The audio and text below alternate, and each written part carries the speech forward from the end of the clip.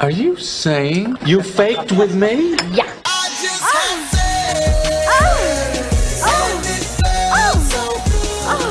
Wrong. Now you're single. What do you know about sexual relations? Is it true that if you don't use it, you lose it?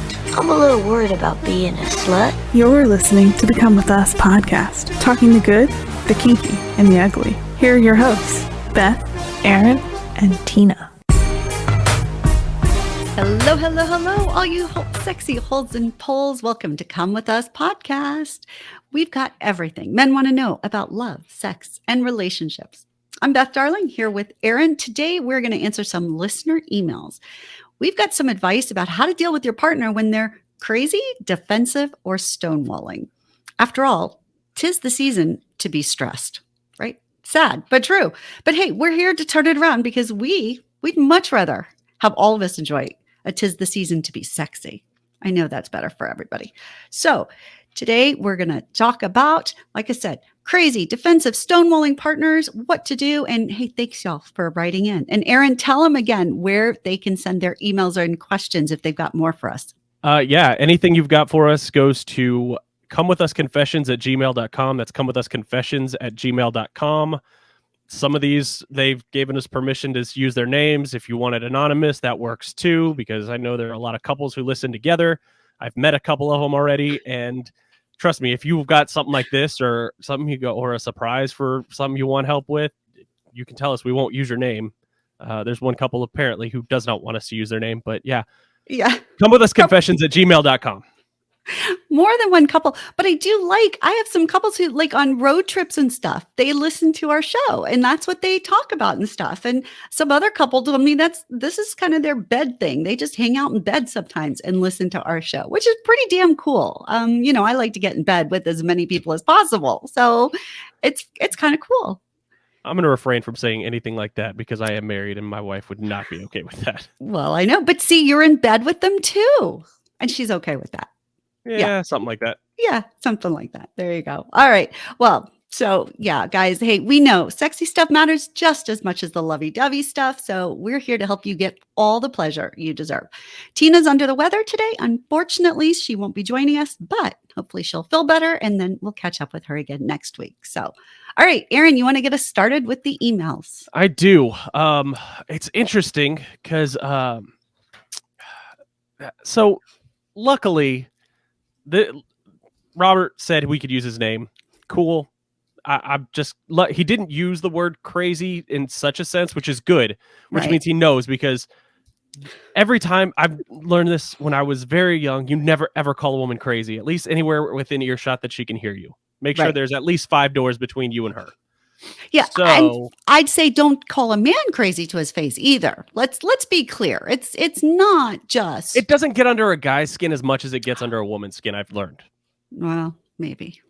Now, if you call him crazy, saying he's acting like a crazy jealous or crazy ex or something like that, every now and then. But in my experience, it pisses off women a hell of a lot. It's a much shorter fuse for women than it is for men. Yeah. Okay. All right, I'll let that go. I don't know. All right. I've only ever dated women. Maybe there are men who date other men who've gone, and that sets them off too. I don't know. Okay.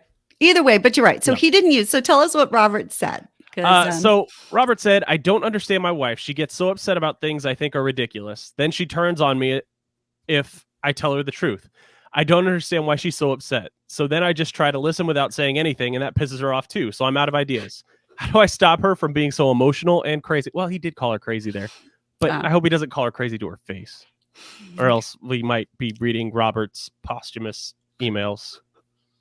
No, that would be sad. Again, 'tis the season for something, not for death. Okay, let's just get rid of that one. So, So okay. So first of all, I'm thinking I probably recognize a lot of this behavior and patterns, right? Probably just myself and others. Does this sort of ring true, Aaron? Do you ever have that sense that your wife is going on and on about something that you think is nothing or something? Oh, Ridiculous. well, yeah. I mean, everybody does that. Men, women, children, everybody makes a mountain out of a molehill. The problem that I've encountered is if you could see it from a bigger picture of, hey, they're just like going way off on something that's not that big of a deal right now. you just kind of got to play along. I haven't had kids. I had a lot of, I was the oldest of my generation. So I always had to deal. I was 7 and 10 and 13 and 16 years older than everybody else in my generation. So when I had to babysit, you kind of just got to play along with kids and be like, oh, that's so great. You kind of just got to play along with your significant other at times. Like if he gets pissed off about somebody cutting him off in traffic, or she gets pissed off about the way, somebody at work talked to her, and it's a one-off that's never going to happen. Like some guy came in and he was changing out the water cooler and he said ma'am to me, and I'm not a ma'am. Okay, well, you just kind of go, oh no, that guy's an asshole. He was just trying to be, but you can't really call him out on it. You just gotta, there's gotta be a way. And I wish I don't have a psychology or mental health degree or anything like that, but I kind of wish we had somebody who did, because there's gotta be a way, because it's not healthy to get worked up over small things all the time. I know that. I used to do that. I used to get worked up by every small thing. And it finally dawned on me that there's some shit I just can't control. I just kind of got to let it go. And I know people who have in their lives still get worked up over small things. And I don't know how you would do it with a significant other, because you don't want to pair your life with somebody who's going to constantly just fly off the handle over nothing. So I don't know the best way of getting them to, I don't know, change is the wrong word. But yeah, actually, so I think it. Right, because I think what you said, there were a couple of things you said that I really liked. One, you said you got to just go with it. I think that's actually a very good sort of, layperson approach. Just go with it. But then you said, but when they get worked up over nothing. So I think the first thing is maybe to realize that if somebody gets worked up over something, it is something. It's not nothing. It might be something that wouldn't get you riled up. It might be something that you, in your rational brain, think, they would be better off if this didn't bother them, if they could just let it go, right? But telling not somebody everybody can be as rational as me. Right. Not everybody can be as rational as you. That's right. That's right. And so in some ways, well, I would suggest that in some ways, women tend to sort of let things out more. You can tell when we're sort of bothered by things. Men tend to repress it. It's actually much easier to deal with things when we put it out there. So let's just imagine, and let's see, what'd you say? So the water cooler, right, called her ma'am. That was the example you used. Yeah. So, okay, so let's just say your wife comes home and she's just like going off like, blah, blah, blah, I can't believe he called me ma'am, ruined the whole day, blah, blah, blah. He shouldn't have done that. There were other people, blah, blah, blah. And by the way, I'm going to interrupt you for a second. This is not something I've lived through, because I was born and raised in Texas. And from the time you're freaking 9 months old all the way up, you're called ma'am. And I had one, the one time I had somebody snap at me, I was in Tennessee, which is still the South, but I guess she was from the North. But I held the door for her. She said, thank you. I said, you're welcome, ma'am. And she said, I'm not ma'am. I'm only 20 years old. And I said, I don't care who you are. I'll call you ma'am until I would call you ma'am if you were 6 years old right now. That's just the way I was raised. So that obviously I made this up because that's the one time that somebody's gotten mad at me. But yeah, go ahead. Sorry. Okay. Well, so it could be anything. It could be that her shoes, right? That's something a lot of men don't care that much about their shoes, but a lot of women I know, we do care about our shoes, and especially if they're our favorite pair of shoes. So let's just say that the favorite pair of shoes, we're in Houston, they got ruined because it was unexpected rain and the shoes got ruined. Okay. I have lived through that. Okay. Right. And we get really upset. It just pisses us off. It just makes us grumpy. It can ruin our day, depending on how attached we are to those shoes, right? So your wife comes home and again, using your thought of go with it. So I like the idea of that, because what it is, when she's all riled up, the tendency is that, okay, if somebody's riled up, if they're like at a 10, we're going to be at a 1 and try and calm them down. That does not work. Right? Has it ever worked to tell someone calm down or relax? Never, ever tell a woman to calm down. Ever. Right. Doesn't matter who they are. Don't ever tell a woman to calm down. They could be a freaking stranger. They could be your sister. They could be your best friend. Don't ever tell a woman to calm down. Well, and I say don't tell Every guy makes that mistake once in his life. Oh, more than that. And we do it Well, with okay, men too. the But smart don't- ones yeah. make it once in their life. Okay, so we don't want to do that. So here's the way I think that people should approach it. Think of that you're sitting on a bench. You're very calm. You're just chilling out at the park, and your partner comes by and they're on a jog. And you could just yell at them and say, "Hey," and expect them to come and turn around, sit down, and stop with you. But when they're running, right, it doesn't feel very good to stop short and suddenly sit down and try to be calm. You're not. So instead, what's better is for you to get off the bench and start running to catch up with them. And then once you catch up with them, you can slow the pace a little bit by slowing your pace. They will slow their pace to keep pace with you. So if you think of that in terms of that analogy, in terms of conversation, she's going, "I can't believe it. I'm so fucking pissed. My shoe got ruined. I stepped in the puddle. Fuck.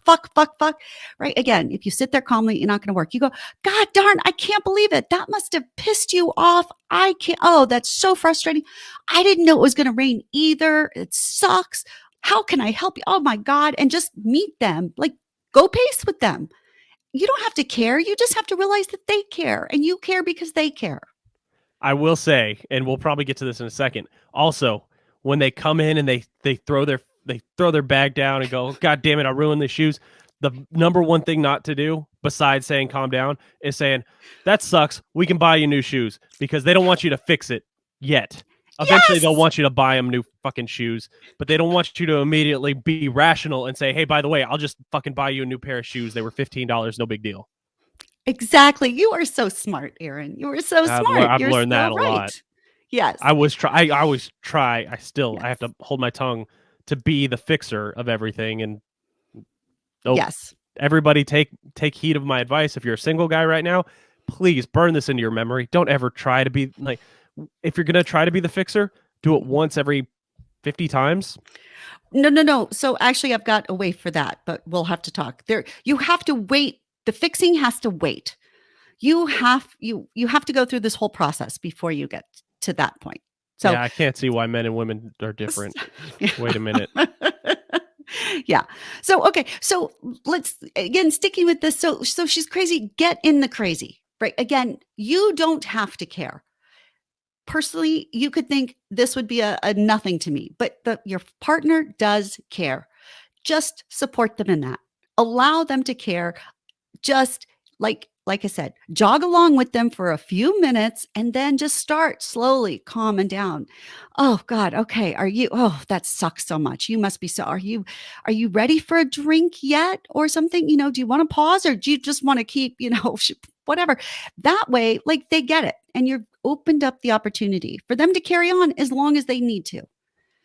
And you slow them down very, very, very slowly. Like, "Oh my gosh, throw them across the room. Oh, look. Oh yeah, that really sucks." Don't say, "Oh, it's not that bad," right? That's like, "Oh, I'll buy you a new pair of shoes." No.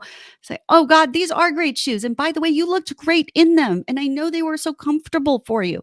Blah, blah, blah. I know it's hard to find a pair of shoes. Just blah, learn blah, how to blah." lie.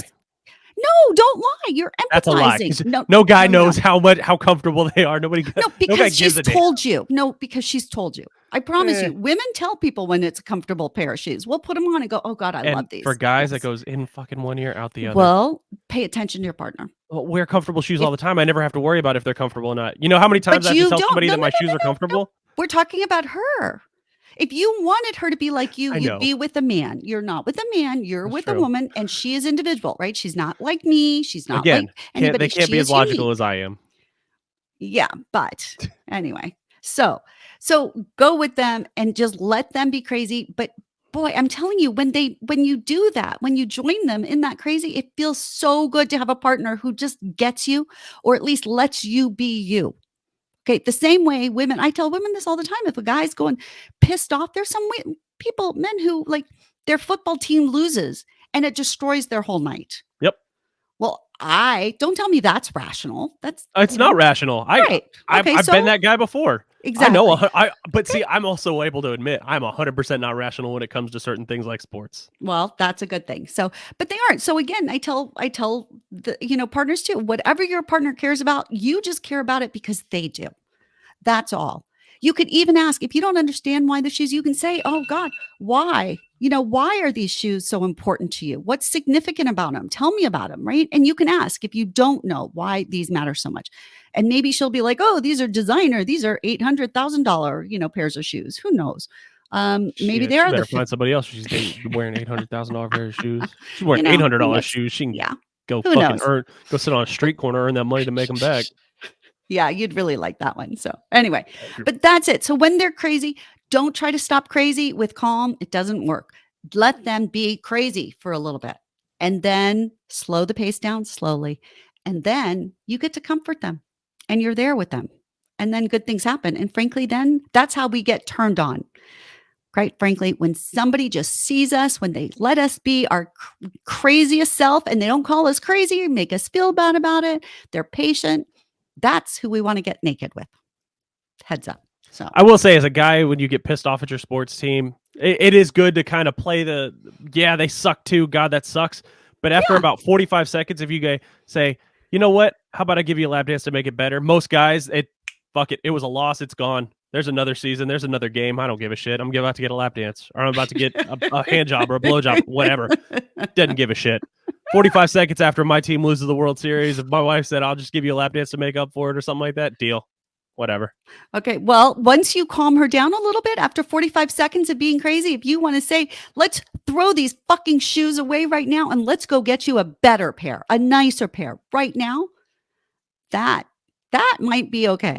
Yeah. Just no, saying, that might be the equivalent of the I would lap wait a dance, little but bit you longer. have to let. Okay. So, but for guys, luckily women Guys, have this magic trick up their sleeve all the time that you can let them be pissed off for about 30 to 45 seconds, and then all of a sudden you pull out that ace card and go, haha, you wanted that? Will that make you feel better? And guys will go, actually, No. that would fucking always make me feel better. Well, a lot, but I'll tell you, there are men who aren't just like dying for sexy. So anyway, but all right. So hopefully that helps. But in terms of the fix that I say, like you need to encourage them to talk. You need to engage in the talk. Don't just sit there. Like he said, oh, he just sits there and doesn't understand it, doesn't participate in the conversation. That's not fun. That's patronizing. So you have to encourage them. You have to engage with them. You have to ask questions and be empathetic. Oh, I get that. Now I understand why you're so upset. You just have to understand they are upset. Doesn't mean you're saying I would be upset too. You don't have to say that. Don't bullshit. Don't lie. And only when you've done that, then you can get to the point. Sympathy and empathy. Yes. Empathy. Sympathy is feeling sorry for somebody. Empathy is when you can sort of feel what they're feeling. Totally different. Yep. So, okay. All right. So I hope that helps, Robert. So try it. But yeah, let's see what happens. Can't wait to hear back. All right. So Trisha wrote in. I mean, she didn't tell us not to use her name, so I'm going to assume that it was okay. If so, or if not, sorry, Trisha. Just there are a lot of Trishas. Yeah, there's a lot of them. That's a really common name. Anyways, I told my husband about a treehouse that a colleague is making for his kids as a holiday gift, and my husband immediately got pissed, started telling me how hard he works, that he doesn't have time to build a treehouse, that our kids wouldn't use it even if he did because they're so spoiled and don't appreciate what they have already. He totally ruined the evening over nothing. Now I'm afraid to even bring up ideas for Christmas because I don't know what his problem is. Aw. See, sometimes women aren't the only ones that go kind of off on what seems to be trivial things. See, right? again, and this goes the same way in the last one too, but delivery matters too. Yeah. How so? That's because it just depends. Like if personally, I'd want to be in the fly on the wall for a good 5 minutes before that part of the conversation came up. Like if it was just like a one-off, which it probably was, just like they were sitting there talking and there was a commercial on about, these kids setting up a freaking treehouse that they got for Christmas or whatever, or a slide or whatever. It probably just came up randomly. And she was like, oh, by the way, Bob is making one for his kids for Christmas. Then yeah, he was probably already thinking about, see, I feel like there's probably a couple of different angles that went through his head. If that was the case, I mean, I'm not going to lie. We're not in a great economic spot right now. I mean, if you live in the U.S., definitely. Other countries are probably not in a great economic spot either. But as a man, you want to be a provider. So if you were to see that thing and you would know in the finances, hey, shit, we've got 3 kids, we've got 4 kids. I've got $200 to spend on all 4 of them for Christmas. Plus I got to go search for money somewhere so I can get my wife something for Christmas as well. Then that puts that stress, especially that thing that's just bred into men of being the provider, that he was probably stressed by that commercial of, oh shit, maybe it wasn't that. Maybe he's just a hothead. Maybe he just thinks that his kids are spoiled and he doesn't get any appreciation around the house from his wife or his kids. And that was one of the things that finally he's been stewing on it for months and months. And she said that, and he was like, well, fuck this. Why would I do something nice for y'all if y'all can't even appreciate all the shit I do around here on a day-to-day basis? I don't know. I'm thinking that he was probably feeling a little comparison between him and this person at work who's doing it. That right? too. And women, we get this, oh, so-and-so, made this great cake or whatever and stuff. So we all have these little deals. And so, yeah, it's set up, but certainly there's finances and the time, then there's this, lack of appreciation and stuff. And so basically it just triggers this feeling of we're less than. Yep. Right. Less than. That's kind of, I think, the biggest thing.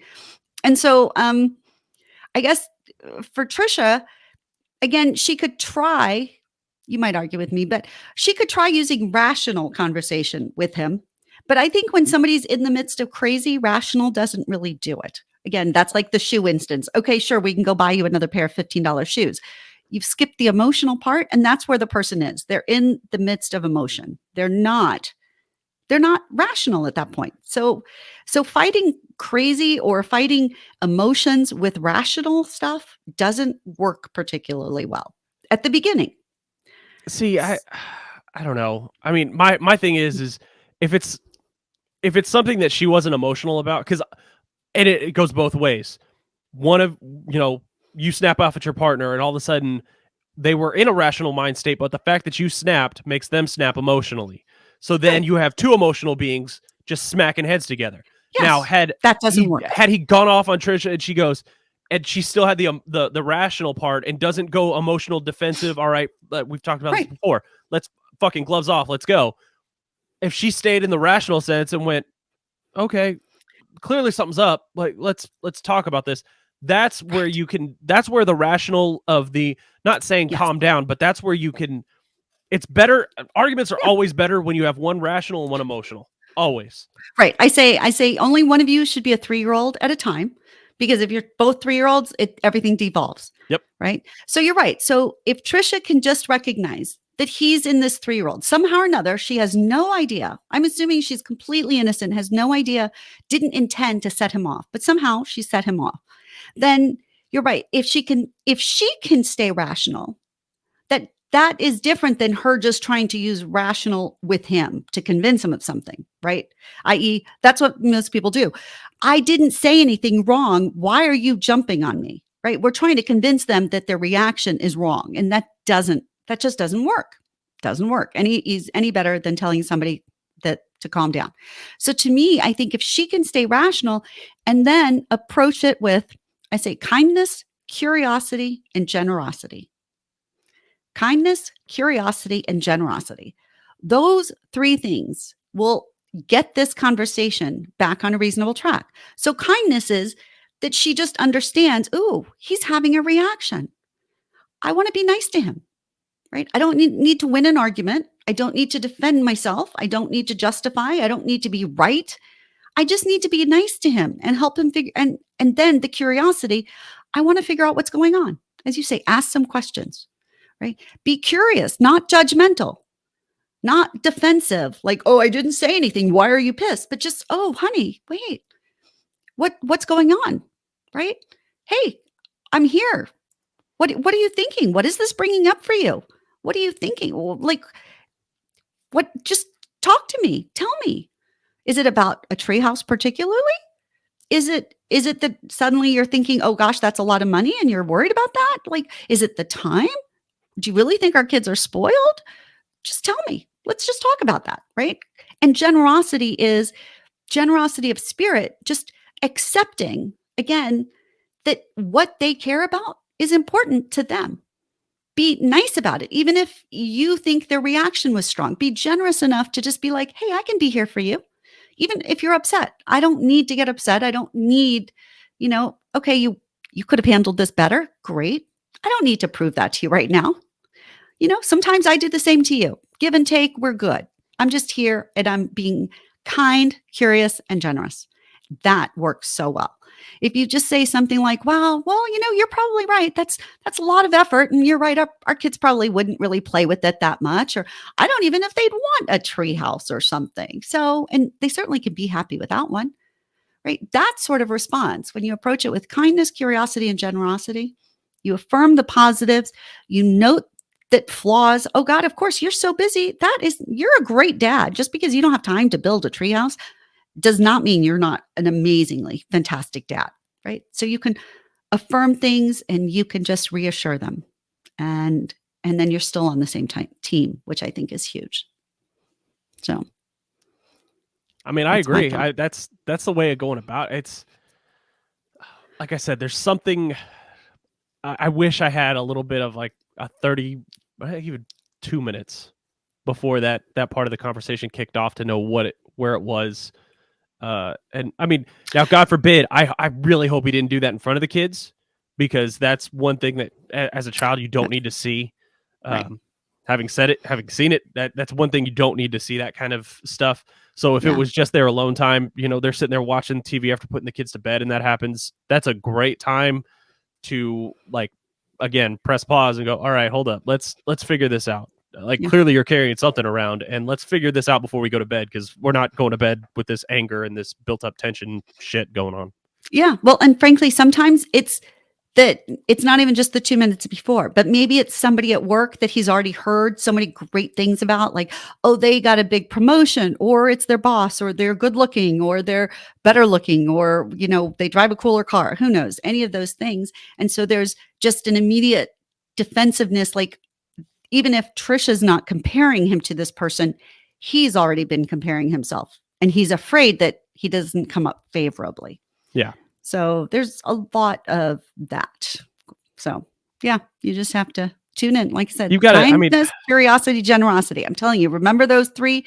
If you could just use those as a mantra when your partner gets upset, they will go far for anybody. And typically, unless you actually see at least my experience as a man, I don't pop off. If you can't see the reason I'm popping off, somebody cut me off, my sports team just lost, I just broke a jar or something like that. If you can't see physically what I'm pissed off about, that means it's been dormant for a while. Then it's volcano syndrome. Then there's something bubbling underneath where you got to start peeling back an onion and find out, okay, what's the root of this? Like, where is this coming from? Yeah. Because if my wife asks me a question and I just snap at her, that's a defensive thing by me, but also it's part of my subconscious going, okay, come on, like, I need you to dig this out, because I'm not going to come forth with what's bothering me or that I need support in this moment. Yeah, so that's right. So dig deep. Yeah. Yep. Kindness, curiosity, generosity, assuming that there is more to it than just this. Yep. Yeah. All right. We got one more of these. Okay. He asked us not to share his name or her name. Okay. I'm just going to leave it at that, because why not? This sounds silly, but I can't get my wife. Well, that gives it away. Oh. Maybe. I can't get my wife to sleep with me, and it drives me nuts. It's not just that we don't have sex. It's that I'd at least like her to be next to me, and maybe we could kiss goodnight before we fall asleep. I've tried waiting till she's ready, but she'll stay up till all hours of the night, and I have to wake up earlier than she does. If I ask her to come to bed with me, she just ignores me or blows me off with an, "Oh, I'll be there soon." And then it could be an hour or more before she does. Wow. I'm gonna let you take this, because I've got my answer is very succinct and very painful and expensive. What's your answer? Oh, divorce? You got to start considering it like that. Oh. If my partner were that cold to me about stuff like that, oh my God, nope, couldn't do it.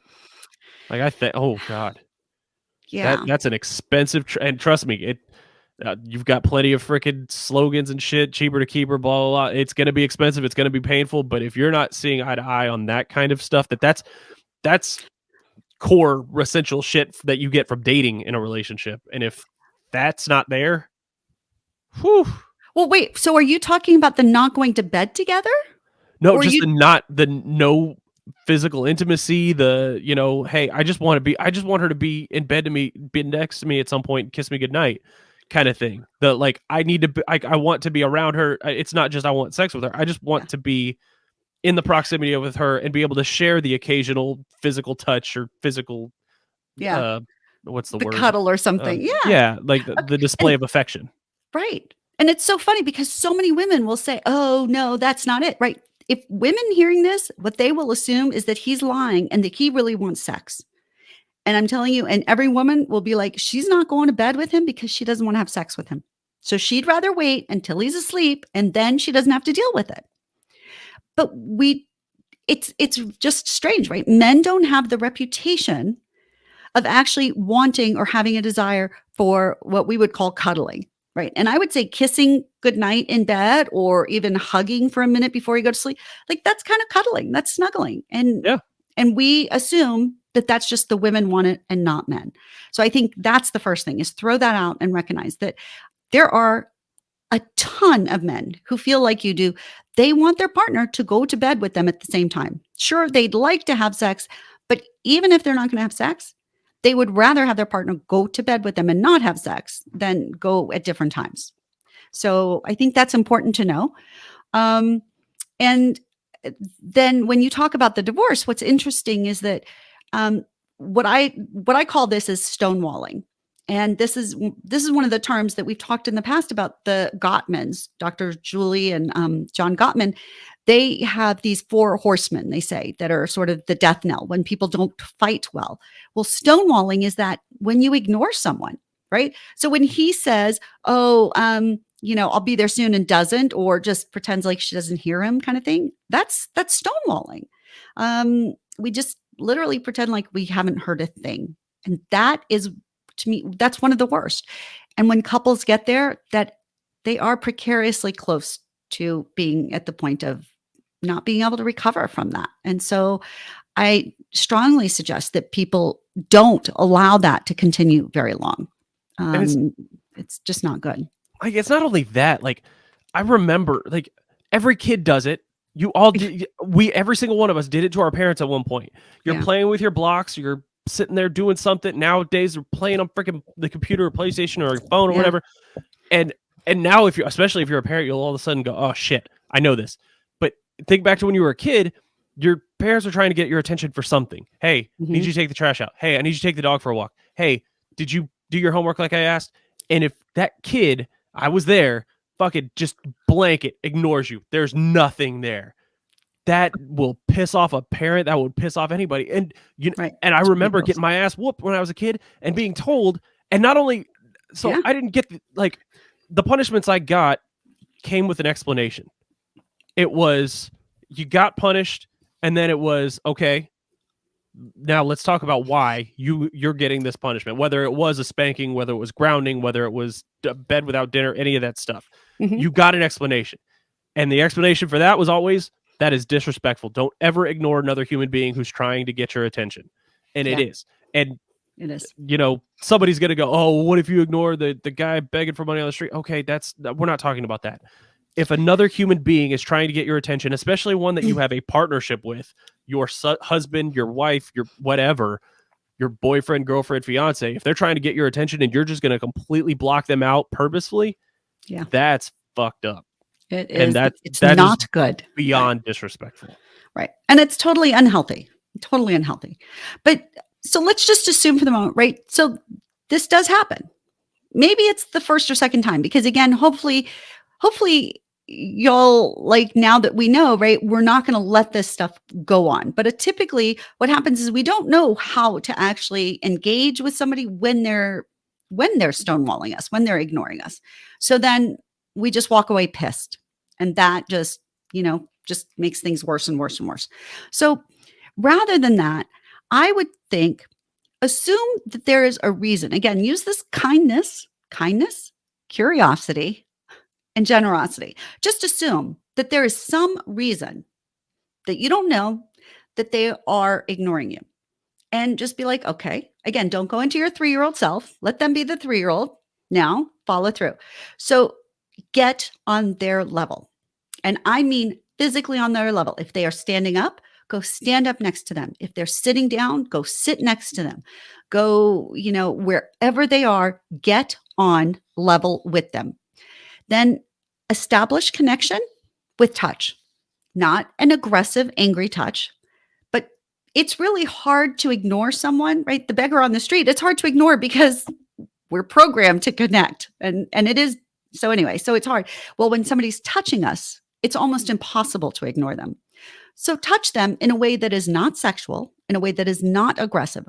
I say if they've got a hand on the table, just put your hand on theirs gently, a gentle touch. If you can just touch their arm or their shoulder, just gently. That's it. Not controlling, not manipulative, not sexually. Just touch them. Then catch their eye. And if they're doing their best to avoid, just use your words and ask them, can you just look at me for a minute? Again, get your very calm voice on, lower it, especially women. If we're using a high-pitched voice, that tends to aggravate. So lower our voice, speak slowly and speak softly, catch their eye. And then again, we're going to use kindness, curiosity, and generosity to ask them, hey, what's going on? Why? I asked you something. Can we talk about it? I asked you if you'd come to bed with me now. If you don't want to come to bed with me, will you at least tell me why? What's going on? Remember, we're a team here. We're a team here. So whatever it is that what's important to you is important to me. What's important to me is important to you. It doesn't have to be my way or your way, but it does better when we at least communicate and understand what's going on. And hey, if this is just too much right now and you don't want to talk about this right now, that's okay. Just tell me that you'd like to talk about it later. You want to talk tomorrow morning, you want to talk tomorrow evening, let's just set a time and we'll pick it up then. Right? So give them some options, but make sure that you address what it is that's going on, but not in a, oh, you suck way, not in a, oh, it's about my feelings way. But again, that kindness, curiosity, and generosity. I've got time. We don't have to talk about this right now. We can do it on your pace, but and then remind them, it just hurts. I love you. Which is really hard. It's hard to be vulnerable with somebody when they've hurt your feelings, when they've been disrespectful, as you say, but do it anyway. Do it anyway, because when we are vulnerable, we are much more likely to actually connect and we're much more likely to disarm somebody else, right? They've got their sword. They're ready to defend. I don't want to go to sleep now. Blah, blah, blah. You're harassing me. I didn't hear you. All these damn things. When we're vulnerable, they can disarm. And then they might be able to. So just tell them, even if there's good reason, it hurts when you ignore me. And can you please next time, if you don't want to talk about it, just tell me later. Use a code blue, technical difficulty. Use a code red. That's okay. Just something so that I know and then I understand what's coming next. And again, we're on the same team and we're going to deal with this issue. In this case, the issue is when we go to bed. But because I'm telling you that when women aren't going to bed, 9 times out of 10, it's because they don't want to have sex and they feel guilty if they go to bed and don't have sex. Because even if he doesn't ask, they'll be like, oh, I know he wants it, and whatever. Or they don't want to touch him because then he's going to get turned on, or they don't want to kiss him because he's going to get turned on, and all this excuse. And so you got to be able to talk about that stuff. Yeah. I mean, I've said it before. I've said it again. What is the number one thing that will break down every barrier and fix that problem? Oh, having sex with them. No. Oh, communication. What? Communication. Oh, communicate that to him. Because guess what? Eventually he's going to, again, it goes about how you communicate it. If you just go, no, I don't want to go to bed with you because you're just going to expect me to have sex with you. And then yeah, that's, again, and of the three emails we got, which is interesting, this last one was the one that it is the most difficult way to stay, because like I said, one child, one rational. It's so difficult to stay rational in that situation. And they're already stonewalling. They're already acting like a child, ignoring you, playing with their toys, whatever. Yeah. That's the immediate, that disrespect that you feel automatically sends you into emotional freak out mode. But at the same time, if there's a reason, and this is I'll speak for all men right now. I don't care. You can email us, comewithusconfessions@gmail.com. You can find us on Twitter at comewithUsPod, on Facebook or Instagram at comewithuspodcast. DM us, tell Aaron, you're a fucking idiot. You don't speak for all men. I don't care. I will speak for all men right now, and I will say it.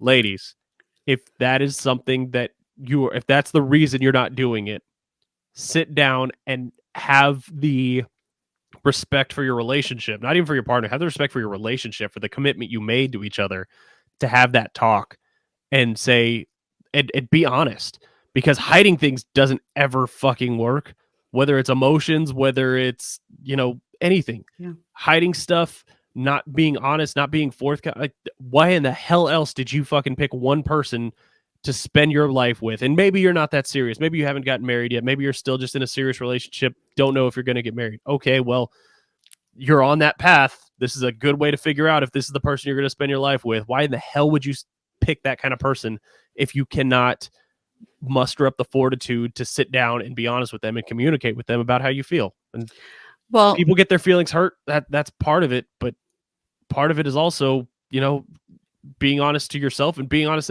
I would much rather get what's the phrase? What would you rather? One bullet to the head or 5 to the chest? Give me the bullet to the head. I'll take that pain any day, because guess what? It'll be over in a flash, rather than you constantly turning me down or ignoring me, or anytime I go in for a kiss or any type of physical intimacy, you pull away and act like you're disgusted with me. Oh my God. If you just sit there and tell me, look, I'm not attracted to you anymore. Look, you're not the person I thought you were going to be 10 years down the road or 15 years down the road. Look, guess what? Bullet to the head. Get it over with. Find a way to make it out in the open. That way, at least there's some type of, not closure, but there's a sense of it. Yeah. And I think most of the times when people don't, again, they don't even know what they want to communicate, because they just may not know, because they don't know themselves very well, and they're hiding some things, like our defensiveness and things when we start feeling insecure, when we are avoiding issues or making excuse for things. But sometimes we also just we've talked about it and talked about stuff, and we haven't resolved it. And that's when then we get a little bit stuck, and we think, okay, well, nothing's going to change. And therefore that's when we really start avoiding them. So if the fact is that, if she really is avoiding going to bed with you because she doesn't want to have sex, you got to start talking about it. And then hopefully, because, I believe sexy is a very important part of a relationship like this, a marriage, what starts as a romantic relationship.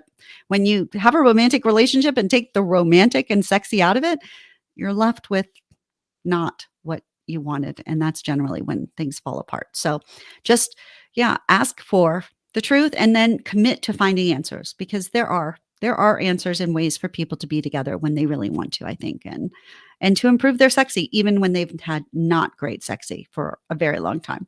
So, all right. So those were great. And by the way, like sometimes we can't answer every question and stuff on air, but please send them to us. We do try to respond.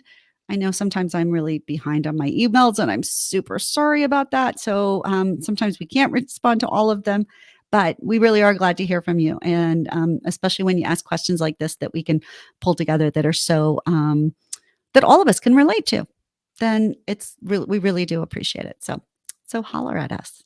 But all right. Well, I think we are past time, but I hope this was good. I think for the holidays, I think it's really important. And I think hopefully that this can make your holidays much more. Make it really a season to be sexy. So, yep. All right. Well, thanks for joining us for Come With Us podcast, where you get the bare naked truth about love, sex, and relationships. And of course, follow us on social media. We're all over there. And by the way, you can find more about me at bethdarling.com. And FYI, I am starting this process, about to release. My new book is going to launch on January 31st. Please go to bethdarling.com if you haven't. Sign up for my newsletter, and that way you'll get all sorts of info. You'll get some promo, some invitations to some VIP things for the book launch, and opportunities to pre-order the book, etc. So, and I'd really appreciate your support and telling everybody. It's my 5 Kinds of Intimacy book, and I'm very, very excited about it. So all of your help. So go to bethdarling.com, sign up there, and follow us and Come With Us podcast on all sorts of social media. All right. Thanks, Erin. Big hugs to you. I hope you have lots and lots of sexy stuff going on this week. And for everybody else, big hugs and love. And from Tina, bye. Thanks for listening to the Come With Us podcast. Be sure to follow us on social media at Come With Us podcast and send in your questions, comments, and confessions to comewithusconfessions@gmail.com. Until next time, keep it fun, flirty, and naughty.